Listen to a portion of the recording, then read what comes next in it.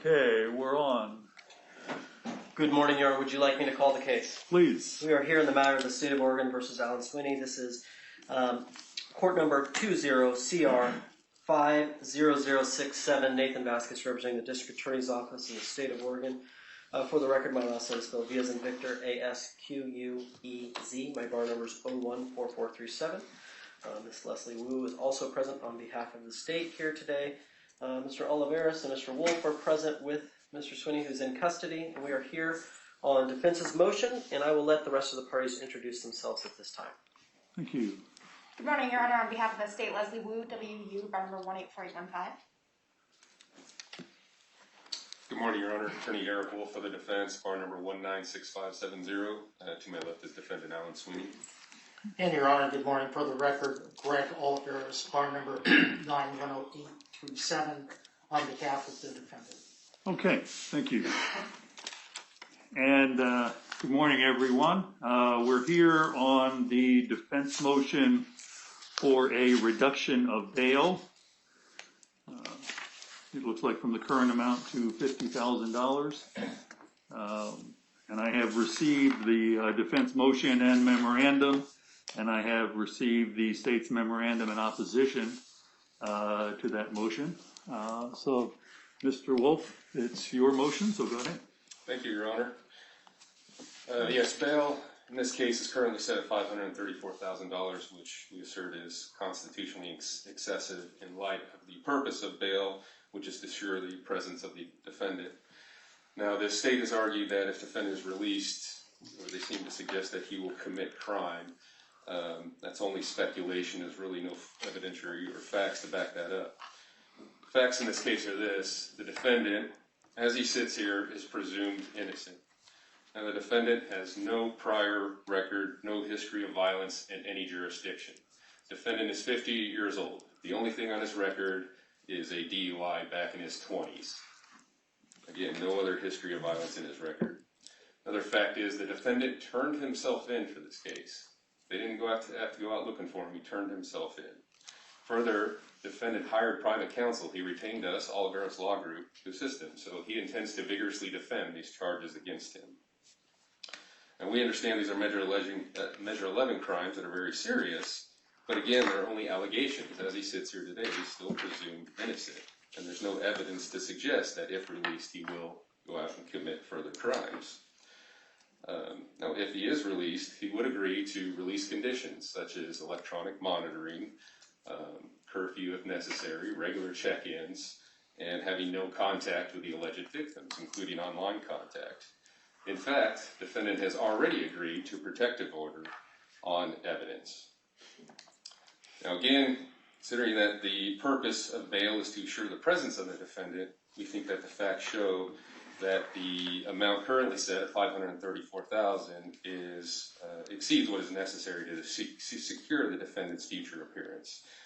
We think the statutory minimum of $50,000, if any, would be more appropriate in this case. Thank you. Okay. Mr. Vasquez or Ms. Wu? Good morning, Your Honor. I'd like to start first. I would object even to this hearing occurring, as we had a hearing very similar in nature, and I would call it a bail reduction hearing, on October 19th in front of Judge Ryan. Judge Ryan denied defense's motion after that time, after hearing arguments from the parties. So without any change in circumstances, which it's the state's position there have been known of those changes in circumstances, I would request the court outright deny this hearing. But even going beyond that, if the court would like to rehear the evidence and the information in this case, I do have, in addition to the state's memorandum, I have additional exhibits that I would like to offer, and I've shown them to defense. They are exhibits, State's Exhibit 1 through 9. They are a series of social media posts by the defendant in this case, and a photograph of the defendant and showing him in his quote-unquote battle gear. And so I'm going to offer those at this time for the court's information in making this decision. And Your Honor, on that point, DBA Vasquez gave the exhibits to me and to Mr. Wolf for review. Our position is that they're not relevant. and that they're hearsay.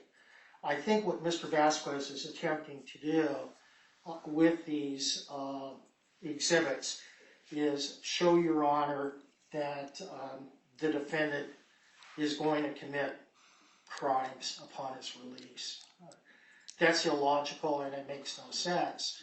Mr. Swinney has asked for his bail reduction and that the statutory factors really come into play. I mean, if the question is asked of the With all due defendant... respect. Okay, wait a minute, wait, this is not, I don't do speaking objections. Yeah. So The objection to the proposed exhibits is relevance. And I think I've explained that to you, and quite frankly, the hearsay. What I see Mr. Vasquez attempting to do... Okay, I understand, okay, that's, okay, you've objected to the exhibits. Would you like me to respond to the objection, Your Honor? Yes. So on the objection of hearsay first, or the Oregon Evidence Code specifically includes that says that the hearsay rules do not come into play when we're talking about proceedings that involve security release or conditional release. So hearsay should not apply based on that alone. Relevance, that's a very easy one. In this question, in the court making this decision, the state vastly disagrees with the defense on that the only criteria is whether or not he's going to appear. The other criteria is public safety. And these demonstrate the danger to the public and to the community, and so therefore they are relevant in that respect. Okay. And they also actually go to the issue of will he appear in the future as well. Okay. Are these any different than the 3 photographs and what was it, 6 social media posts that were attached to your memorandum? I believe that there are some additional ones in here, but they are in of that same line, is what I would say.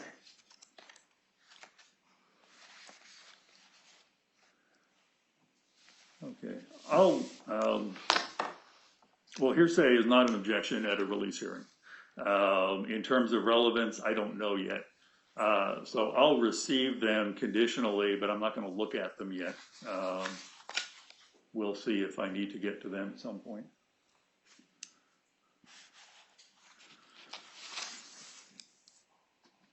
As laid out in the state's memorandum, and as well as documented through those exhibits, one of the key components here and one of the questions before the court is public safety. And in this matter, what you have before you is an individual who has, quite frankly, advocated not just for violence, but really, in a sense, for civil war. He says it very directly in those posts. He says it directly in the things that he does. He believes, and I take this, again, from the posts that he puts out in the months leading up to the crimes he committed, he really believes that he is engaged in a civil war and is specifically advocating for people around him to bring guns to the city of Portland, to come from out of state to engage in what he believes is a war. And that is, when the court is making this determination, that is the crux of this issue, is that truly public safety is endangered by his presence in the community. And again, when we look at other criteria, will he come and will he come to court? He's not a resident of Oregon. He, in those posts, and at various times, he talks about basically he's camping out in the woods. Sometimes he was up around Seattle. Sometimes he was around Mount Hood. He does not, to the state's knowledge, have a permanent residence.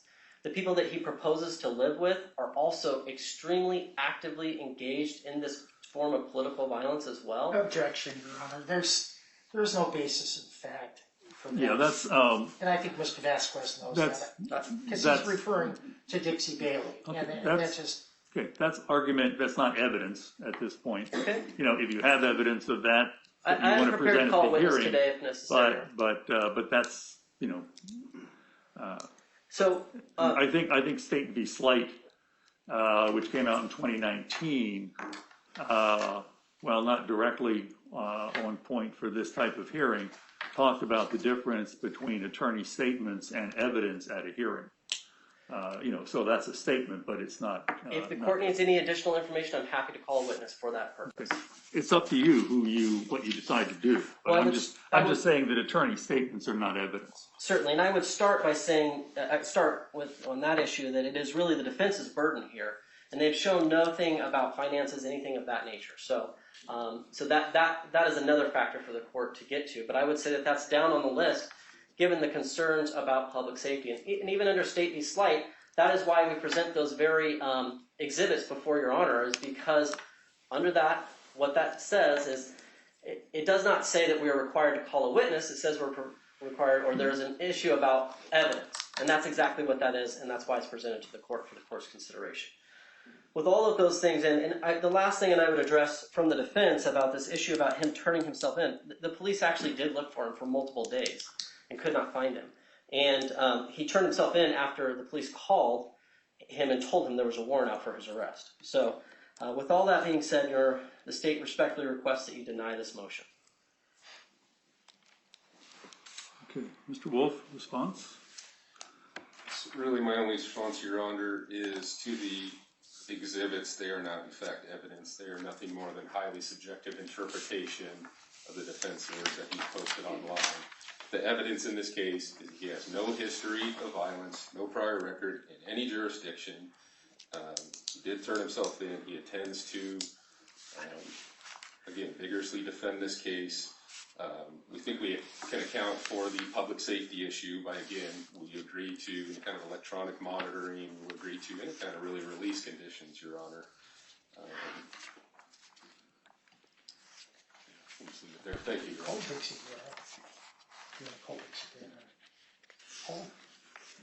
Your Honor, we'll call Dixie Bailey. This is where Mr. Swinney would be staying should the court allow bail reduction and should Mr. Swinney post bail. Okay. Please step up to the witness stand. Our clerk will swear you in.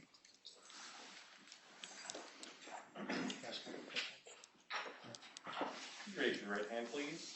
Under the penalty of perjury, do you solemnly swear or affirm the testimony you're about to give will be the truth, the whole truth, and nothing but the truth? I do. Have a seat there. And if you please state and spell your name. Dixie Lee Bailey, Dixie Bailey. Okay, thank you. Mr. Wolf or Mr. Oliveros? Ms. Bailey, without giving the court your exact address, could you tell the court what city you live in? Rhododendron, Oregon. Ms. Bailey, would you just pull the mic towards you a little bit? Sorry. That's fine. That's okay. It was just straight up. And as of today's date, have you been arrested for any crimes related to, and I'm just going to call it generically, the rioting in the Portland area? No, sir. And who resides in your home? My husband and my 3 children. And your husband, what is his name? Christopher Bailey. Does he have a criminal record? Absolutely not. Do you know if he's been arrested for anything that would be in the category of rioting in the state of Oregon? Absolutely, he has not. And you have children that also reside with you? I do. And you've agreed to allow Mr.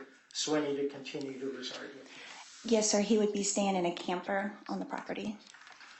With respect for court appearances, are you ready, willing, and able to drive Mr. Swinney to court appearances? Absolutely. Would you be ready, willing, and able to drive him to my office for court conferences? Absolutely. And assuming that he's able to post bail and he's on an electronic monitoring system, would you call my office if you discovered that he was tampering with an electronic monitoring bracelet? Absolutely. If you saw firsthand that Mr. Swinney was violating the terms of his release agreement, would you be ready, willing, and able to report this to my office? Yes, sir. Absolutely. With respect to Mr. Swinney staying in your home, do you feel in any way a sense of danger with him living with you? Absolutely not. Thank you. I have no other questions. Okay. Mr. Vasquez or Ms. Wu? Ms. Bailey, do you have a restraining order pending against you? No, sir, I do not. Was one filed against you? Not a Objection, restraining order. relevance. Your Honor, Well, I don't know the relevance yet. We'll see. What's the Stalking relevance? order? Yes, sir, a false accusation Hold it, stalking hold order. it, hold it, hold it. Okay. He's objecting on relevance grounds. Yes, the relevance is that Ms. Bailey, as I stated, has been engaged in behavior that is similar to Mr. Swinney and is engaged in that so much to the level where stalking orders have been taken out Okay, against well, her. okay. This is not a jury trial. And so part of my role is to separate evidence. I'll allow the question. I'm not sure how much weight I'm going to give to whatever the answer might be, but let me hear the question so we can see if it's relevant. I ask this witness a question in lieu of his objection.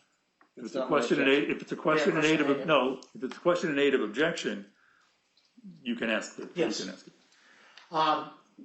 Ms. Bailey, Mr. Vasquez asked you questions about a stalking order that was filed. No, restraining order was the word that he used. Mr. Vasquez first asked if there were a restraining order filed against her.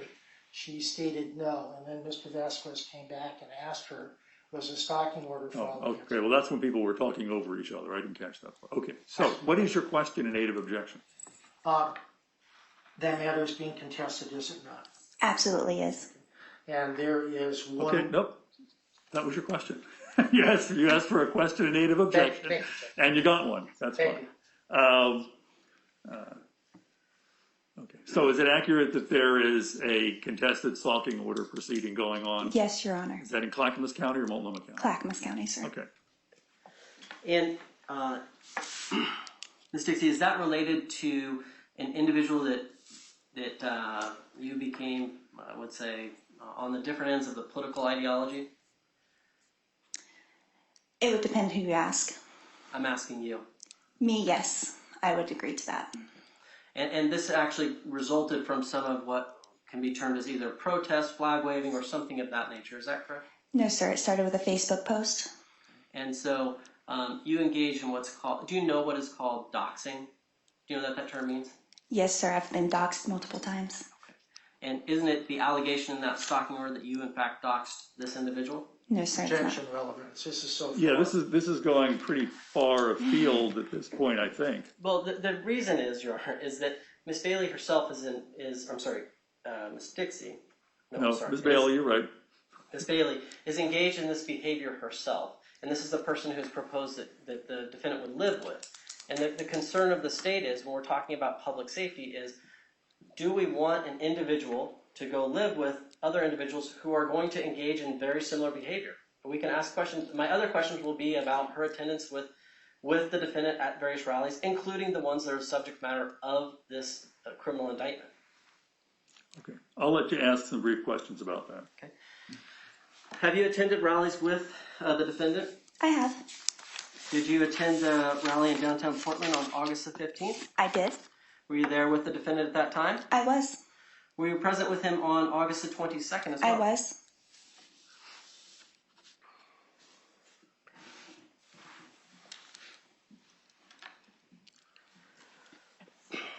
And have you attended various rallies in the city of Gresham with the defendant as well? Objection relevance. Overruled. I'm not going to let this go too far, but I think it's relevant for the basic questions. Yes, sir. I've attended rallies in Gresham. I'm the one that organized the rallies in Gresham. And have you engaged in various firearm practice, training, or other shootings with the defendant as well? Yes, sir. And do you own firearms and will have firearms on the property?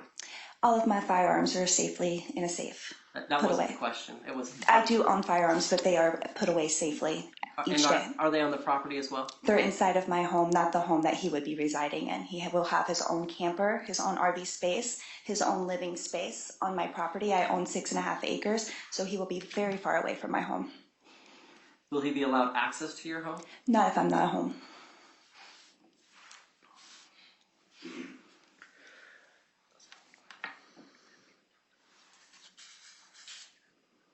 No further questions, Your Honor. Okay. Any redirect? Just getting back to Mr. Vasquez's main point, assuming that Mr. Swinney is allowed to reside with you, would you in any way engage in conduct that might be considered unlawful? No, sir. Thank you. Okay, I have no questions. Thank you, ma'am. You may step down. Thank you, Your Honor.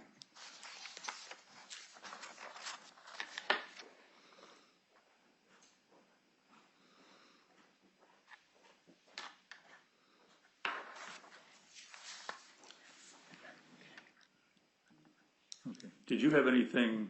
I thought we were just going to be doing response to argument, but we went further than that, so that's fine. Anything else from the defense? I just wanted to address, Your Honor, in closing, this concept of public safety, and certainly it should be something that should be important for any defendant that is looking for a bail reduction, looking for release from custody. Short of these exhibits that we believe is not relevant, I think that the state's position on public safety would be much more compelling had there been live testimony. So what we know, at least in terms of the public safety issue, beyond the allegations that Mr. Swinney has been accused of, there really isn't any proof that somehow by Mr. Swinney being released that he's going to create riots or civil disturbance.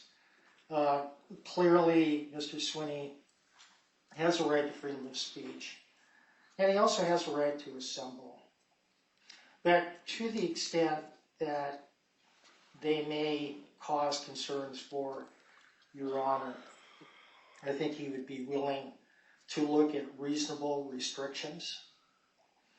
We believe that a curfew restriction would be appropriate. That would make sense. I think today is the best example of civil unrest. Short of the 5 people in this courtroom, there isn't anybody in front of the courthouse with big signs that say free Mr. Swinney. It just is not as large as Mr. Vasquez thinks it is.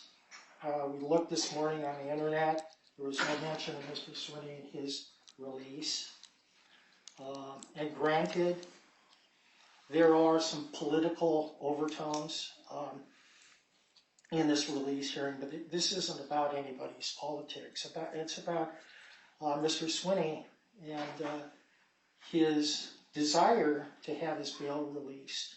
He will attend court appearances. He will agree to a bracelet if Your Honor deems it's important.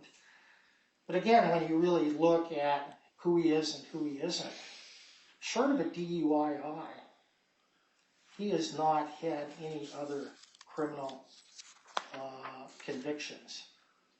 He just isn't that person.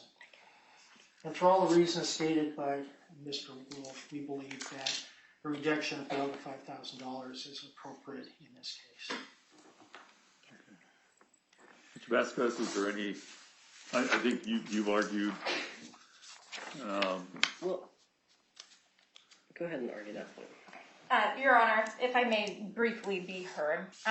Again, the purpose of this hearing is about bail reduction, and I would just encourage that the court look at the state's memorandum, which talks about the question of bail reduction separate from a release hearing.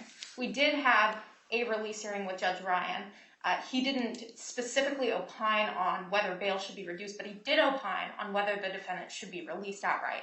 And the same kind of arguments were made by defense in that hearing.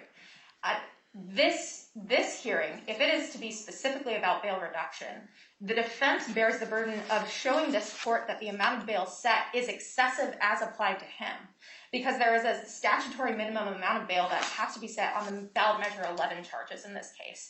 And there's multiple charges in this case involving multiple victims. So like in many other bail reduction hearings, it's appropriate for the court to consider the nature of the charges, right? And in other hearings similar to this, for example, in the meth release hearings where there's a statutory minimum amount of bail that's set, the court can sometimes look at, well, do some of the charges encompass the same conduct, but they overlap with one another in determining whether bail is excessive as applied in the case, right? In this case, there's multiple incidents, multiple victims, multiple charges, and they're serious charges. And I guess taking one step back, the court in this hearing is supposed to consider the Delaney factors in first finding whether bail is excessive as applied, and only then, if the court finds that indeed bail is excessive as applied to this defendant, then the court decides what's the appropriate amount of bail to be set to assure that the defendant appears. So I stress that the Delaney factors cut against bail being excessive as applied in this case, and in fact, the defense needs to present evidence about the Delaney factors to show that it's excessive as applied. Defense hasn't presented evidence about Mr. Swinney's financial means other than to posit that he has retained counsel in this case. Defense hasn't presented evidence about the penalty of the offense, the character and reputation of the accused, other than statements about Mr. Swinney's reputation. They have called a witness who talked a little bit about where defendant would live if he were released, which again, we already had the release hearing with Judge Bryan. Now we're talking about the bail reduction hearing. And so that fits into the Delaney factors insofar as Delaney factor number 7, the probability of the accused appearing at trial. But just because he's living with someone who says that they're going to help him appear at trial doesn't mean he will. And it's only one of the 9 factors that the court needs to consider in determining whether bail is excessive as applied. And again, just from a sort of common sense standpoint, right? The question of whether bail is excessive as applied, it's really going to hinge on the first 5 of the Delaney factors, of which the court has very little evidence put on by defense. And I would just note that the state hasn't presented a live witness, but we have presented evidence to this court. And the state also does have a live witness. So I would just stress that, right, the court was sort of concerned about the difference between argument and evidence, but I would assert to the court that the state has presented evidence, and even if we hadn't, it's the defense's burden to present sufficient evidence to show that bail is excessive as applied. That's simply not the case in the Delaney factors. The Delaney factors, the ability of the accused to pay bail, no evidence on that. Nature of the offense, serious ballot measure 11 offenses involving violence to strangers, to multiple victims. Penalty for the offenses, there's presumptive prison time on the table. I won't go through and reprise all of it because it is in the state's memorandum, but for those reasons, we would ask that the court deny this motion to reduce bail. Okay, thank you. Give me a moment here, everyone.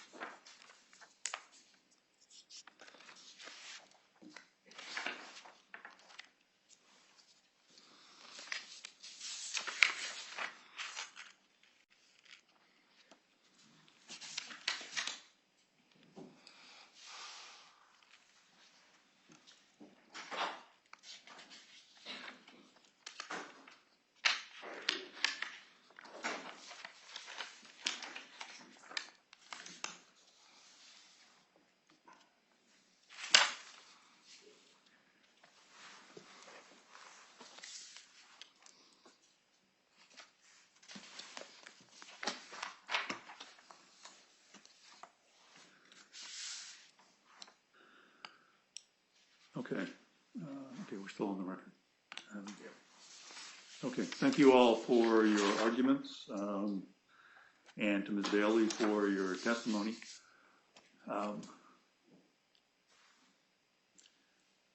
The problem for the defense position is that the defense appears to be putting the cart before the horse. And what needs to be addressed, what the defense filed a motion to do was a motion for order to reduce bail to $50,000, which would be the minimum on one of the assault 2 charges. And the defense says requiring bail of $534,000, which is the current amount that's set, is constitutionally excessive in light of the narrow purpose of bail to assure the presence of the defendant. Bail set in the amount of $534,000 exceeds what is necessary to secure a defendant's future appearance. The defense presented absolutely no evidence on that. The defense presented no evidence that Mr. Swinney has, at this point, chosen not to post bail, but no evidence that he couldn't post that. No, argument is done, Mr. Oliveros. Everybody had a chance to present evidence and testimony. The defense says that this is a constitutionally excessive amount. Well, these amounts are the presumptive amounts that are set in Multnomah County for these crimes. Okay, so no one, it's not a case where someone went before a judge after arraignment, someone meaning the state, went before a judge after arraignment and asked the judge to increase bail. That happens on a semi-regular basis. When the state feels it's appropriate, they ask for an increase in the amount of bail. They haven't done that. The amount of bail that's set is the presumptive bail that's set in Multnomah County for the crimes that are charged. It has nothing to do with the defendant's criminal history or lack thereof, or anything else concerning the individual. The bail that has been set is the presumptive amount for the crimes that are charged. And in this case, the 2 main crimes that are driving the large bail are the 2 Measure 11 crimes, the 2 charges of assault in 2nd degree, which have a presumptive bail of $250,000 in Multnomah County and have for as long as I can remember. And I've been around here for a couple of decades. And the state has not asked to increase it. So the defense certainly is allowed to come before a court and say, well, this amount is unconstitutional as it applies to this defendant. And when doing that, the defense then presents evidence, and I've seen a variety of types of evidence presented, to show why a lesser amount of bail is appropriate and constitutional for this particular defendant. The defendant didn't present any of that. Your Honor, okay. May I address? No, Mr. Oliveros, I gave you, excuse me,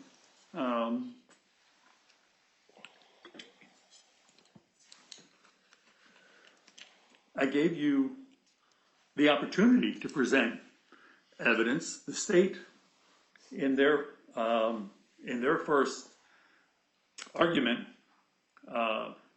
mentioned about the financial information, and you called Ms. Bailey to present evidence as to where the defendant would live and things like that, but chose then not to present any evidence about the defendant's financial position.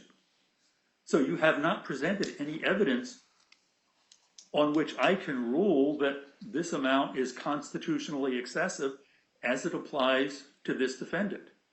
And that is your burden. You chose to caption this as a motion to reduce bail. You didn't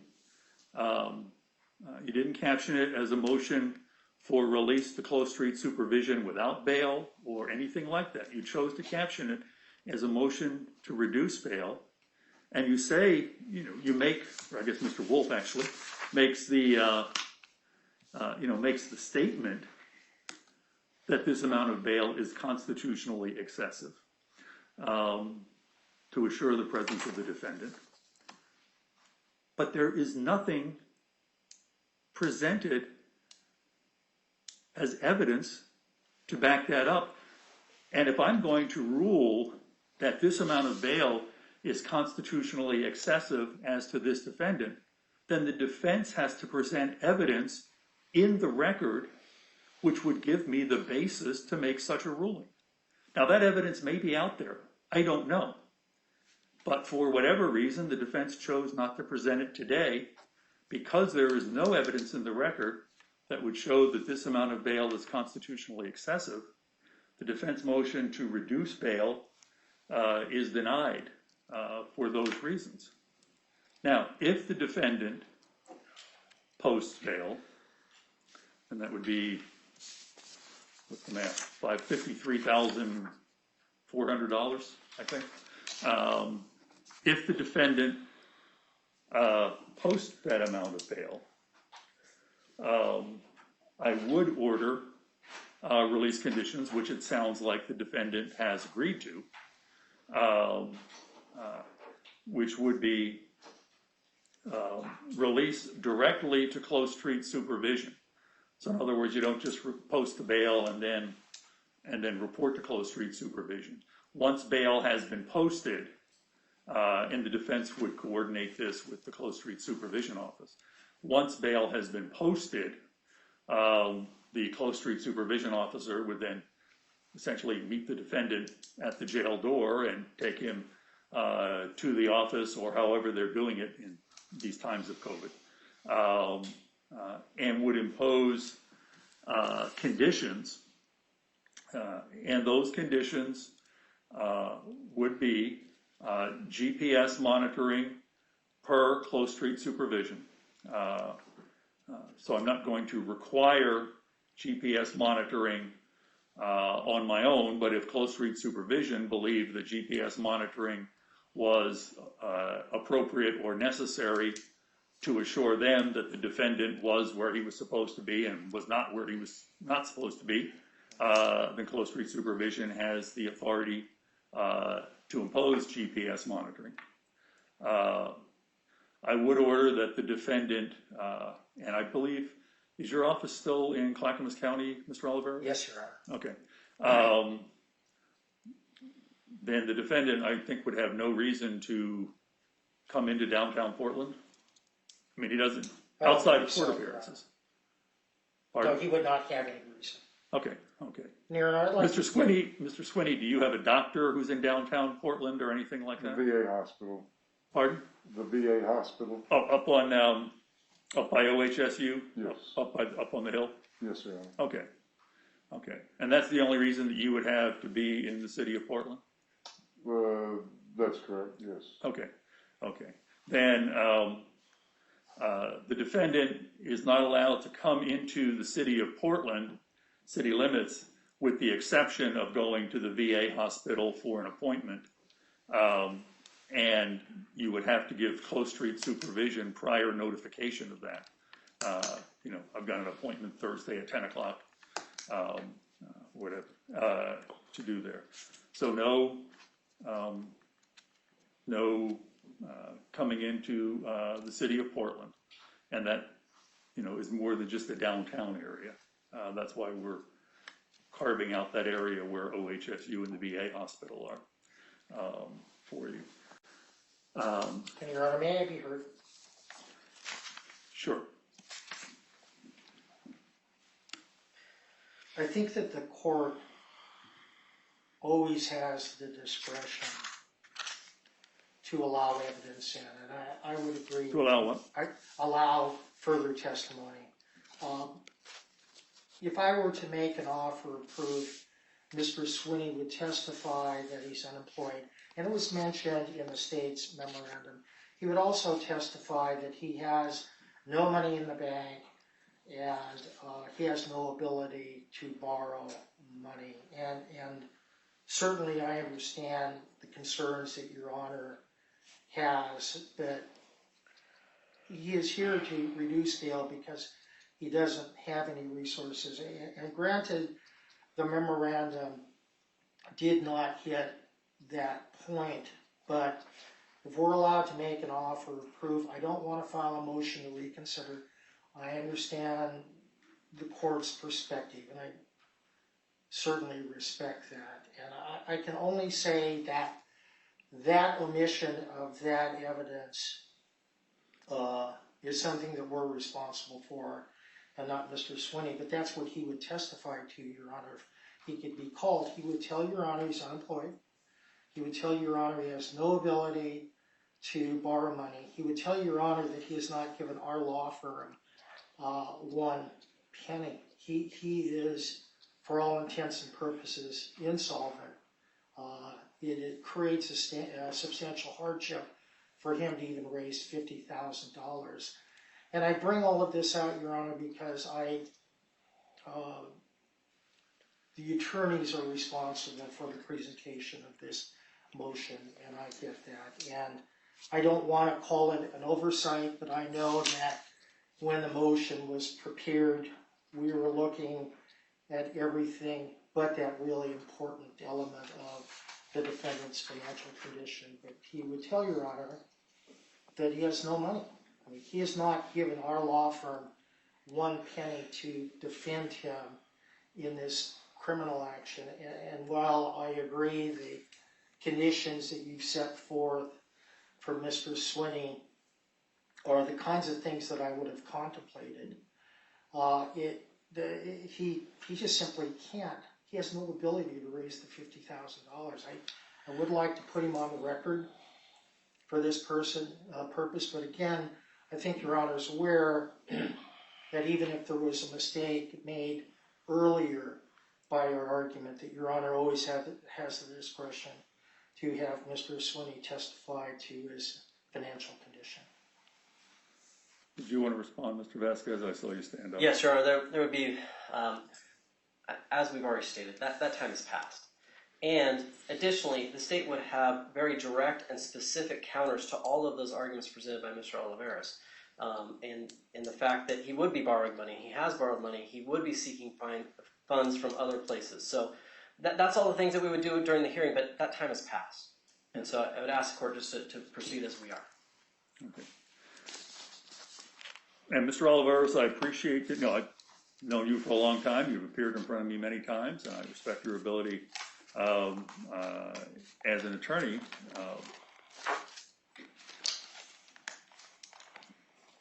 But I guess no, Mr. Olivares, this is not an on and on discussion. Okay, you're the ones who set this hearing for an hour, which when I see this, and we're just a few minutes away from the top of the hour. When I saw that is generally done because the attorneys feel that's how much time it's going to take them to present the evidence they need in support of the motion, no matter what kind of motion that is. And there has to be an end at some point. You're right, judges have discretion to do a number of things, but it's limited. And there does need to be an end to the presentation of evidence. I allowed you to call a witness in what appeared really more like a rebuttal argument because there was no evidence presented. When I said it's your motion, you may go ahead. That's when I would have expected evidence to be presented. You didn't. The state argued after Mr. Wolf argued, and then I allowed you to call a witness to testify to what the witness did, to what she testified. So I've already exercised my discretion to allow you to sort of reopen the case to present evidence, even after the state had said that you had presented no evidence about finances. You chose not to present any evidence about finances. I'm not going to continue to allow you to reopen and reopen and reopen. That's not that's not the function here. I- Mr. Oliveros, I appreciate the fact that you admitted you made a mistake, but we're not going to continue on with a hearing that if I let each of you continue to go back and forth because of something the other one said or didn't say, we're going to be here till 4 o'clock, and I have other hearings scheduled beginning at 1 o'clock this afternoon. You all are the ones who set it for an hour. Where was Mr. Oliveros? Please. Where was I on the close street conditions? Not to come in the city limits except for VA. Except for going to the VA. You are not allowed, defendant is not allowed to attend any protests or rallies, whether in the city of Portland or anywhere, while on release on this case. No possession of any weapons. And understand that possession is a very broad definition under the law in Oregon. If you were around a group of people and someone had a weapon, let's just say a knife, and said, hey, would you hand this to Jim over there and show him this knife, and you passed it over to Jim, you just violated your release condition because when you were holding that knife, you were in possession of it. Okay, so you're not allowed to do that. I also, and I did not, I'll say for the record, I did not look at exhibits 1 through 9 that the state offered. I said I was going to look at, I said I'd admit them conditionally in case it became relevant. And because we never got to the issue of the bail, really because the defense didn't get there, I didn't think that they were relevant, so I did not look at them. But based upon what I saw in the state's memorandum, while on release, no use of any social media. And every time I try to name the social media, I find out that there's another one that I didn't know about. But it includes things like Facebook and Twitter and Instagram and all of the other 4chan, 8chan, 2chan, whatever, all of the other hundreds that are, I guess, out there now. You can send a text to someone on your phone, but that's it. In terms of electronic communication, you can call someone and receive a call, and you can text someone on your phone, and that's it. But no use of any social media at all. And that would include large email blasts or whatever, sending emails out to the people that you might have otherwise communicated with on social media.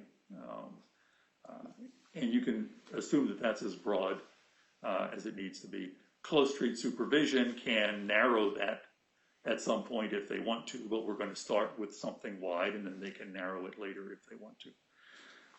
Let me see if there were...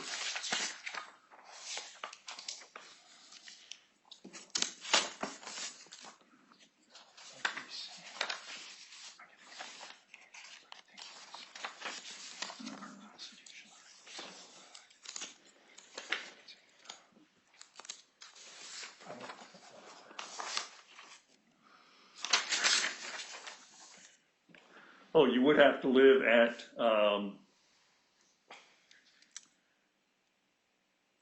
the address that's in the Close Street report in Rhododendron. Mr. Oliveros, is that the address? I know you didn't want to put Ms. Bailey's address on the record here. Is that the address? Yes, sir. Okay. You would have to live at the address listed in the Close Street supervision report, or if there was another address that was approved in advance by Close Street supervision, you could live there.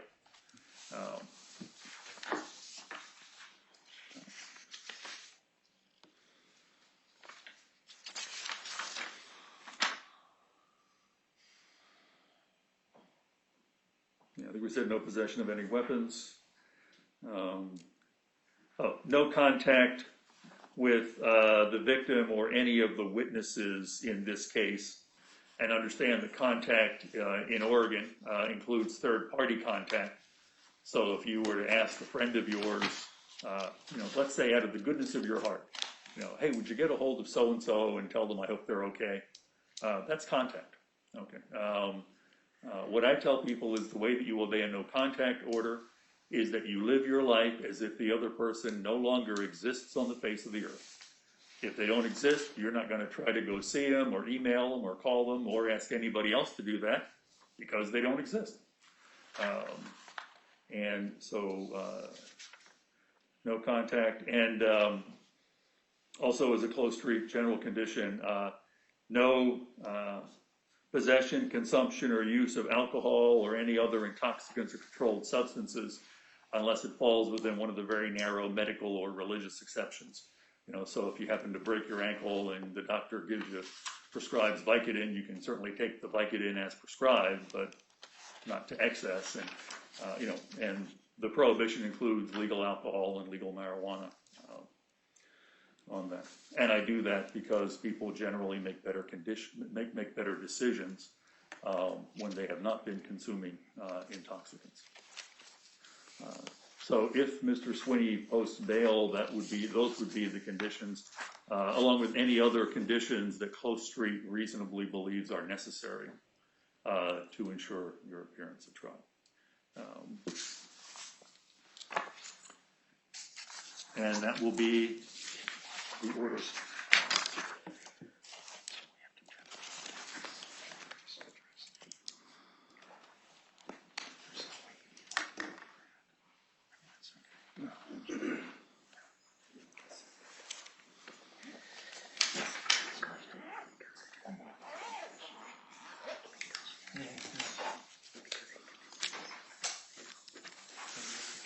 I can only make my decisions based upon what's in the record, and that's what I did today.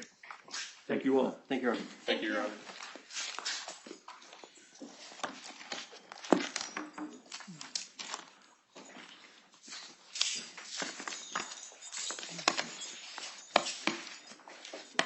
Thank you, sir.